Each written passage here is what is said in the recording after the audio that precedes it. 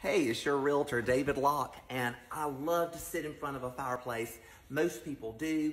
It's so wonderful this time of year.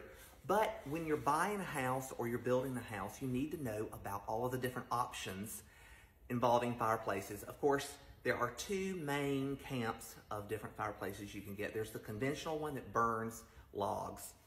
That's been used for centuries. Of course, that has a little bit of increased fire danger. You have to feed it. It's bad on people's allergies. It can make the house smell terrible. With gas logs, they're wonderful, but you want to make sure that it has an electronic igniter that may be battery operated in case your power goes out. So there are a lot of different things to think about. Where gas logs are concerned, most of them, if they're in a city, are plumbed directly into the natural gas supply. But houses that are far away from utilities may have an external tank on the outside of the house, perhaps that uses propane or some type of liquid petroleum. So it's good to know what you're getting into when you're looking at a house and when you're thinking about buying it if it has a fireplace.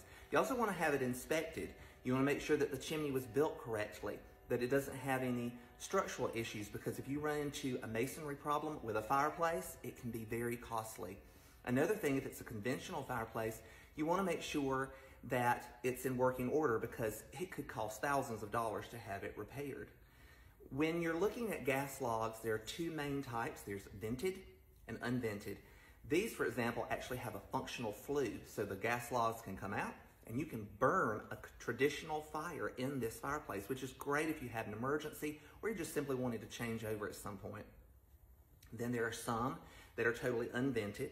I don't love those because they do vent gases and oils and things like that when you first start using the fireplace especially.